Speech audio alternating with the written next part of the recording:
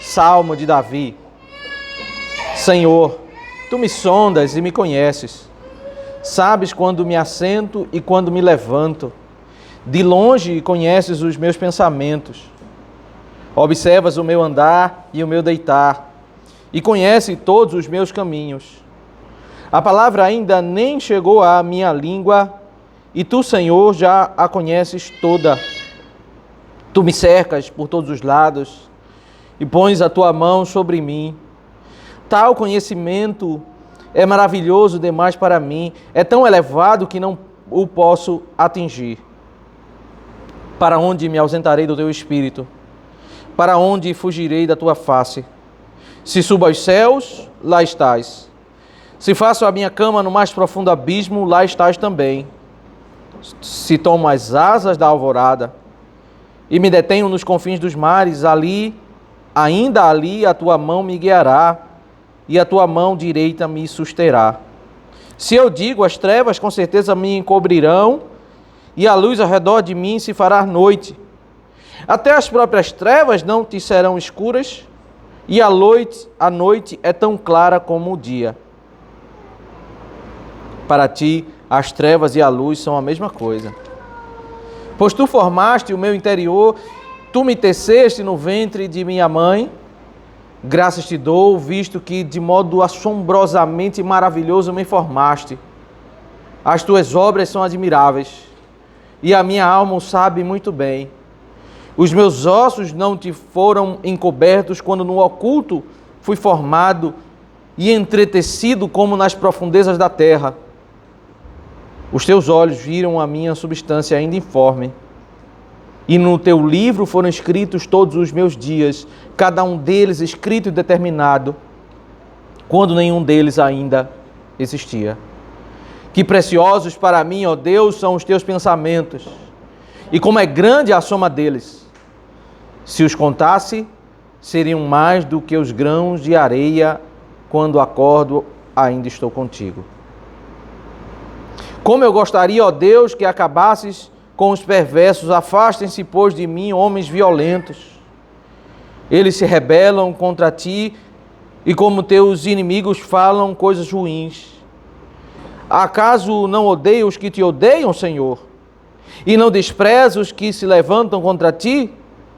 Eu os detesto com ódio completo. Para mim são inimigos de fato. Sonda-me, ó Deus, e conhece o meu coração. Prova-me e conhece os meus pensamentos.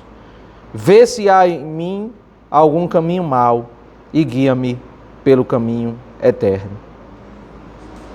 Que compreensão da soberania de Deus Davi tinha, mesmo na antiga aliança.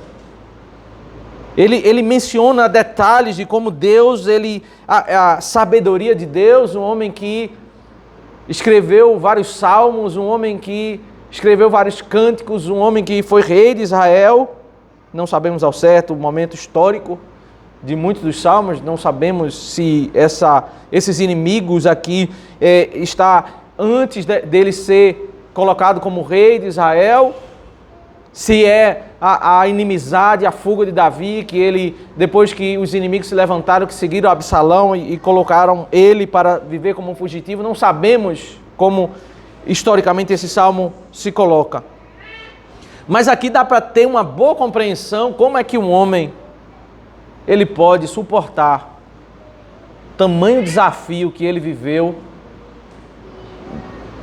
Provavelmente ele tinha em torno de 16 anos, quando Samuel disse, como instrumento de Deus, que ele seria rei de Israel.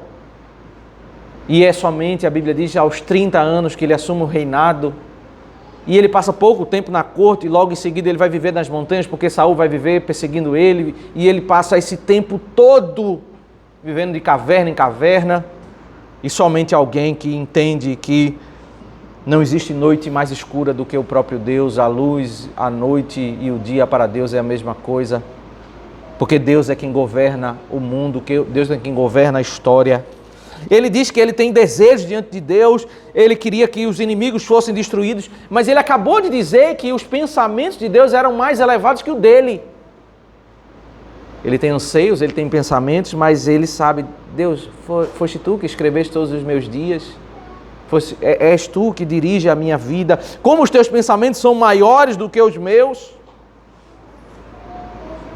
Ele diz, Senhor, sonda-me, ó Deus, conhece o meu coração, prova-me, conhece os meus pensamentos, vê se há em mim algum caminho mau e guia-me pelo caminho eterno. Ele pede a esse Deus que é muito mais sábio do que nós, a esse Deus que escreve a nossa história, para que esse Deus ele nos guie para vivermos dentro da sua santa vontade. E somente, meus irmãos, quando nós temos uma compreensão muito clara da soberania de Deus, é que nós começamos a saber lidar com as noites escuras, com os dias maus, né, os dias de dificuldade.